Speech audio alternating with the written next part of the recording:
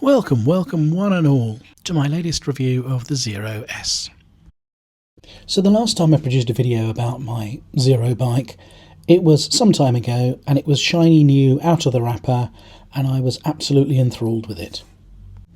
And I said I'd do another video, but it's taken an awful long time to get around to it. Mainly because I decided I was going to leave it until I'd really had enough time to put some decent miles on it in all weather conditions, look at its reliability as well as its performance. So this is my Zero S in front of the dealership. It replaced my old Zero S, which was my entry into Zero ownership, and all the trials and tribulations that come along with it. I was never enamoured with the original sort of greyish blue colour that it came in, so decided I had to personalise it just a little. In 2 years I racked up about 18,000 miles and loved every minute of it. However, the original S wasn't without its eccentricities. Namely that it had 59 brake horsepower and 109 newton meters of torque, but no traction control. And in addition to that, it charged from a kettle lead. So when I heard that they were going to be producing a new Zero S that was effectively an SRF with a down-rated powertrain, I couldn't wait to have one. But of course I had to have it with a few added extras. Namely, an uprated battery pack from 14.4 to 15.6 kilowatt hours. I really disliked the rear mudguard / number plate holder arrangement, so I went and ordered an RNG tail tidy and had the dealership fitted. Then there was the Zero commuter screen, the heated grips, and the obligatory LED indicators. And if you think that tank looks a very large expanse of white, well, so did I. But we'll come back to that. I also had the parking option, which includes a reverse gear, which I have to say is bloody brilliant.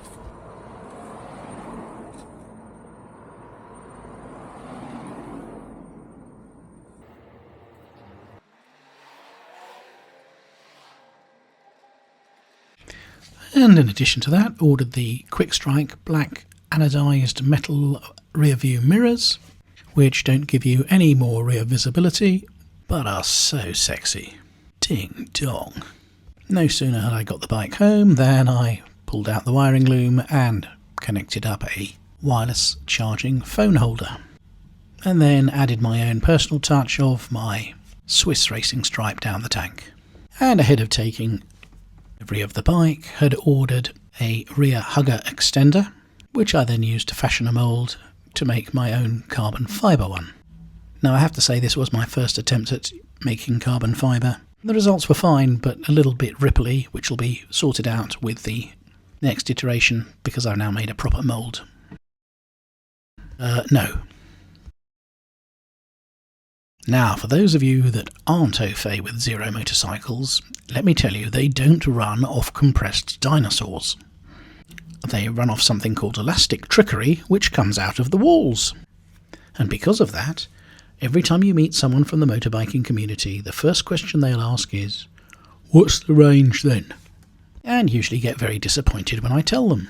Let's kill that one off first and foremost. This is the instrument panel of my Zero, showing the mileage that I've done to date, and the range left. So that's 92 miles done, and 62 miles left to do. And as long as I carry on riding it the way I have been, that'll be 154 miles. That's in winter, but in summer, when the temperature gets up, you can get between 170 and 200 miles of range in town, where you're getting regenerative braking. Take it out on the motorway, and you're going to get somewhere between 110 and 130 miles depending on how you ride it, or significantly less if you're hooning it around the countryside.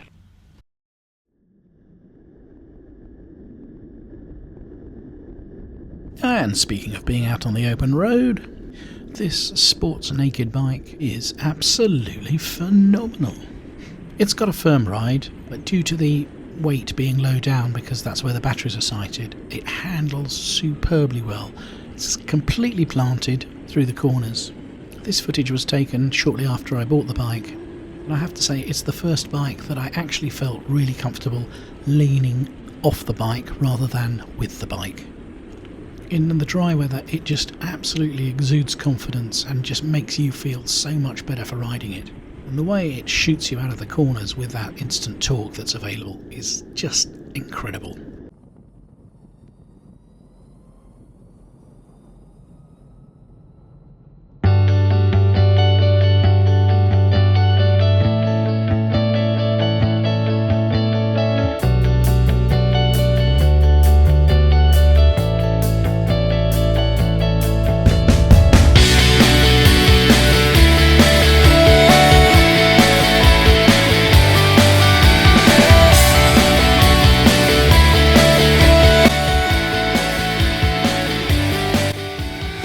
The riding position is quite sporty, with you leaning quite far over the tank, but being a sports naked bike, the handlebars are reasonably high, so you haven't got all the weight on your wrists, making it a comfortable everyday commute. The really nice part about this bike is that the seat height is 787mm high, as standard, but you can get a lowered seat or even a higher seat if you're tall.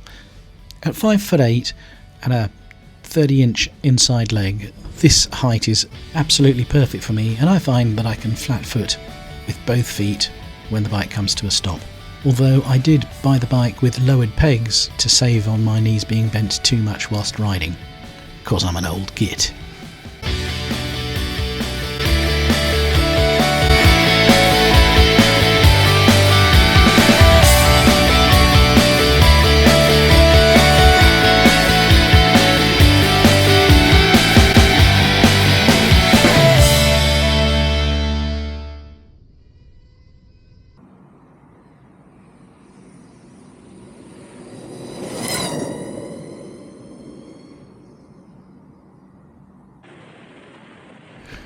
Now, that's the good stuff. Let's take a look at some of the other stuff that isn't quite so good. Firstly, this is a CBT legal bike, but don't confuse it for 1 second for it being a 125 equivalent. The acceleration it's got on full charge is the equivalent of a 500cc sports bike, and off the line, significantly faster than that. But the downside is that it does have a limit, or should I say a fun limiter. The way that they restrict the power is that over a continuous 30-minute period it can't produce more than 15 brake horsepower or 11 kilowatts, which isn't very much. So what happens is there is a notice comes up on your dashboard saying A1 limit, and then they reduce the power. Now, I'm not saying that it's reduced down to 15 brake horsepower, because I don't think it is, but it does reduce the power down from the 60 brake horsepower that you have as peak power. There's still masses of torque, but it just takes the edge off the fun somewhat. The advantage of the old S was they just limited the top speed, so you couldn't go any faster than 86 miles an hour. Up until that point, you had full power, full torque. And you've got to remember, this is not a light bike. This is significantly heavier than the old S, and therefore it does blunt the performance when the A1 limiter kicks in.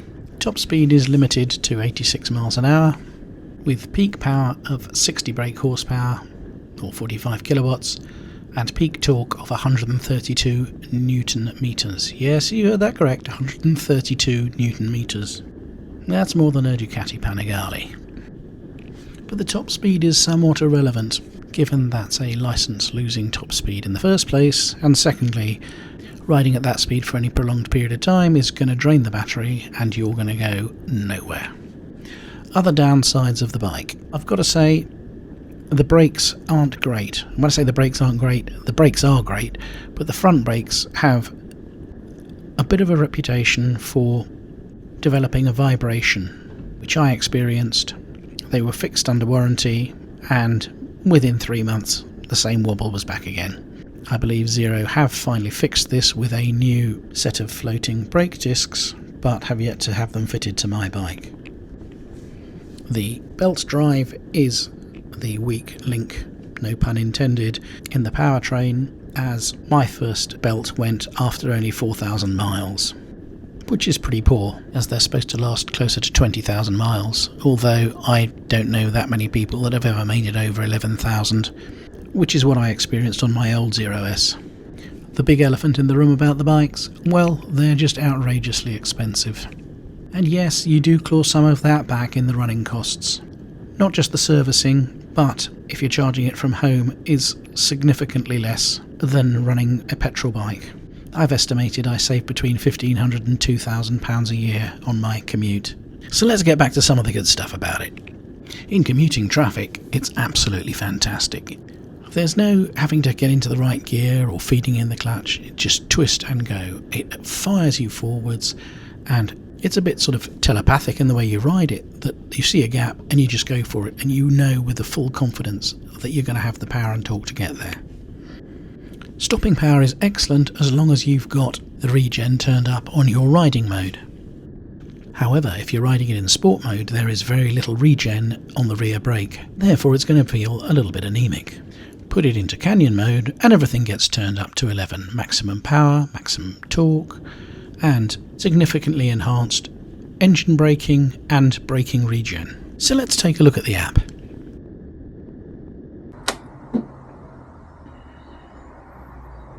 So what we're going to do, we're going to turn on the ignition on the bike. And what we have is this beautiful TFT screen that is just the standard product that comes with it. It has the trip computer that's showing how many miles you've done. Obviously it's 0 at the moment. The range, expected range, 147 miles of range on 100%. That's based on your previous usage. So if I'd been hooning it around, that would probably be about 120. If I'd been riding very carefully and the temperature was higher, it would be closer to about 160, 170. And one of the things it will calculate obviously is the ambient temperature, which is at 5 degrees at the moment, and 5 degrees means that effectively you're not going to get a significant level of range. So what we have is we have a function button here on the handlebars. The function button will be able to change different things. So at the moment it's set up in street mode for the traction control and road for the ABS. You can change this, you can go through, and what I'll do is I'll just show you by flicking through on here. So if I pressed it to the right, you can then scroll through the traction control. You can have it on street mode, sport mode, rain, turn it off altogether. Why you would want to do that on this bike, beyond me, but obviously that's some people will. And back to street, and I press the button again and it sets it on street. You can go through the riding modes. The riding modes, what I'm going to do is hold the button down and then you can scroll through. So that's my standard customized riding mode that I'll go through with the app. There's a rain mode, eco mode, standard mode, sport mode, and back to Swiss, which is my customized riding mode. On top of that, if I press in the kill switch and then press it again, you can then go through different other information or modes that you can have on there. So they have a parking mode. If I press that again and then turn off the kill switch, it will then allow me to reverse, and it's a very sort of gentle, you can do it as gently as you like going back, but it's absolutely brilliant to have, especially when you're in a parking lot and you're on an incline, trying to push the bike up an incline going backwards is just so difficult to do, particularly when the roads are wet. Let's go back into the modes. You can scroll through, you've got your preferences, you've got information about battery, you've got your performance, and you've got data that you can go through.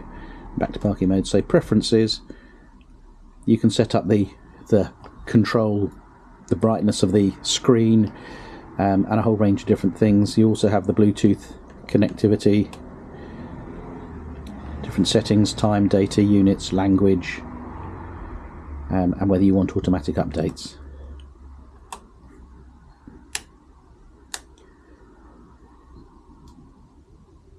So, the colour settings that you have on here, you can customise the colour settings. You can have different road settings that you have that you scroll through, the sport, street, eco modes.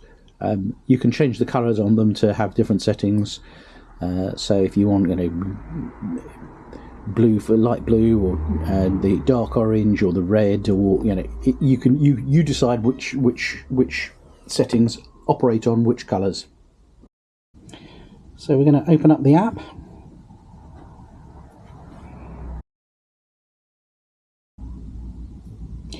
And it'll try and contact the bike. It's now contacted the bike. It says the battery state is 96% and it's unplugged. Current riding mode, Swiss. And what you can do is you can go into performance and you can put in rider modes. And at the moment I'll show you with Swiss, I have it so that it has a maximum speed. That's the speed that it's restricted to on the bike, on the S. Power, 75%, maximum torque 75%, natural regeneration 70%, braking regeneration 100%. So that's going to give you, when you come off the throttle, lots of regeneration, and then when you hit the brakes are really firm, really powerful on the rear brake, and just gives you more braking power really. A lot of people have said when they take it for a test ride, they put it into sport, and this is the problem with the sport mode that I said we were going to mention earlier, is that with sport mode it doesn't really give you any braking regeneration or natural regeneration, so the brakes are quite weak, and people say, oh well, it's not great braking power. It's not great braking power on the rear brake, it's quite weedy. Well, the answer is you're in the wrong setting for that. So you can move it around, upping it and downing it for all of these however you want the setup of your bike to be. I don't like it with too much engine braking, as it were, on that. But you can come out of that. Oh, and you can... I'll just go back into Swiss. What you can do is you can change the traction control, as I've said, and you can change the colour of the dashboard to meet it. So I've got it in dark orange for the Swiss setting on there. So you have another mode called Canyon mode, which turns everything up to 11, to quote the great Spinal Tap quote. And that's fine, that's not a problem, other than the fact that I don't want everything turned up to 11 all the time.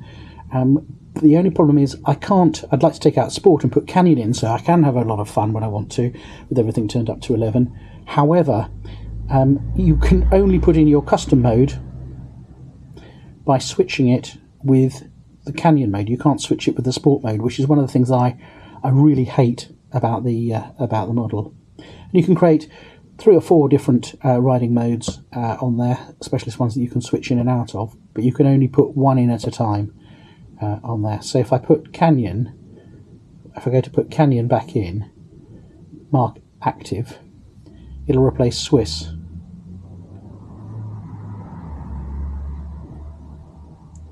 And there's no chance of actually getting sport out of there. So if you go into sport mode, you'll see it has very little brake regeneration, whereas if we go into Canyon mode,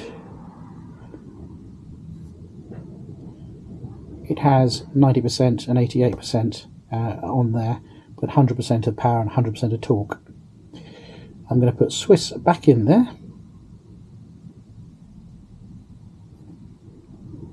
Make active.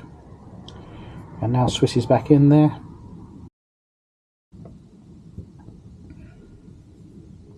So really clever customizable app that you have.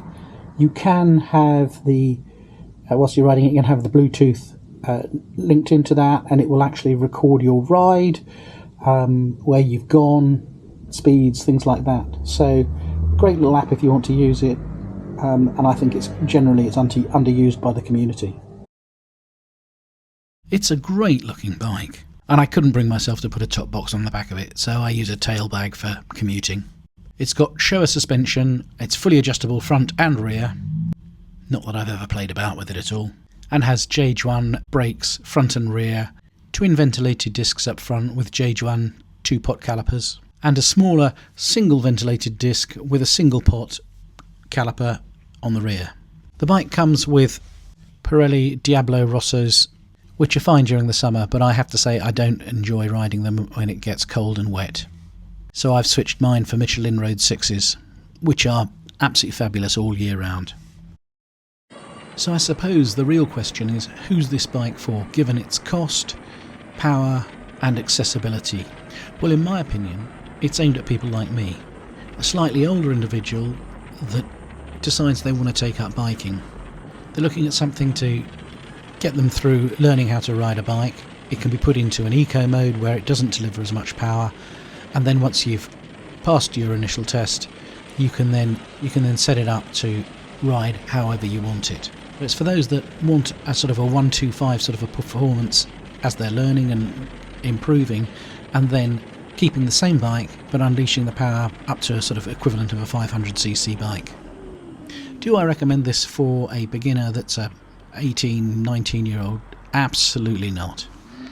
And I think they'd struggle to get insurance, and insurance is bloody expensive on these bikes.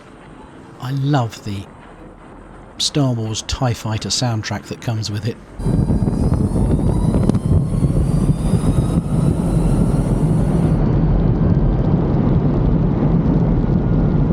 Although when you get to slower speeds, sort of between 15 and 25 miles an hour, it can make quite a pronounced whiny sound riding with an open-faced helmet. But as the speed increases, the TIE Fighter soundtrack comes back. My only other criticism of the bike is the natural regeneration, sort of engine braking that you get off it, that it does slow the bike down very quickly, but it doesn't bring on the rear brake.